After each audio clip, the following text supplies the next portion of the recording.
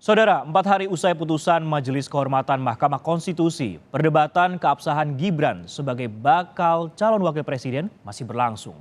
Satu-satunya jalan penengah adalah putusan Mahkamah Konstitusi sebelum tahapan pendaftaran Capres-Cawapres selesai pada Senin 13 November 2023. Belum masuk tadi ya.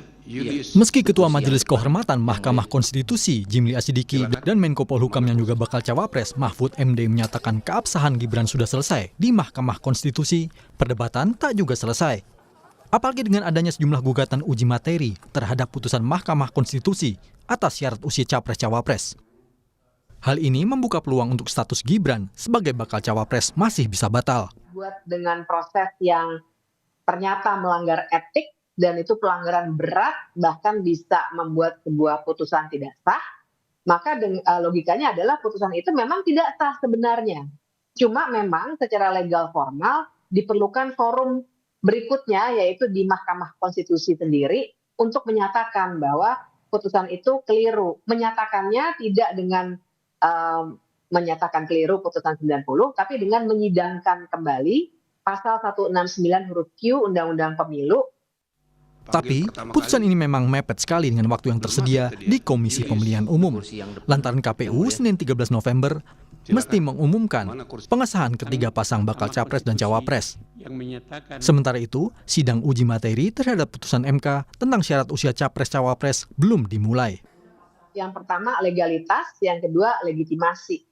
Legalitasnya kita butuh forum di Mahkamah Konstitusi tadi ya. Jadi saya kira di titik ini kita harus dorong sekali nih supaya Mahkamah Konstitusi itu segera mungkin kalau bisa Senin tuh langsung sidang dan memutus. Dan itu dimungkinkan Mbak dari aspek hukumnya. Karena ini adalah pengadilan norma. Sudah ada presidennya pula tahun 2009 ada sebuah putusan yang membuat kita bisa mencoblos hanya dengan KTP ya kalau pemilu. Itu dibuat dalam waktu 1 hari. Jadi kerangka hukumnya tersedia. Keabsahan status Gibran sebagai bakal cawapres digoyang lantaran dasar penetapannya dianggap cacat. Dasar itu adalah putusan Mahkamah Konstitusi yang membuka peluang Gibran ikut kontestasi pemilihan presiden diputuskan merupakan pelanggaran berat etika, yakni ketika paman Gibran Anwar Usman dianggap konflik kepentingan dan mempengaruhi hakim lain terhadap putusan ini. Anwar dicopot dari jabatannya sebagai Ketua Mahkamah Konstitusi. Hal yang kemudian disinggung di ranah politik oleh PDI Perjuangan. Yang kemudian hasilkan suatu keputusan yang melanggar etika secara serius bahkan terbukti adanya campur dengan kekuasaan dari keluarga, itu sama sekali tidak dibenarkan dan ini menyentuh persoalan terkait dengan bagaimana keabsahan dari pasangan Pak Prabowo dan Mas Gibran.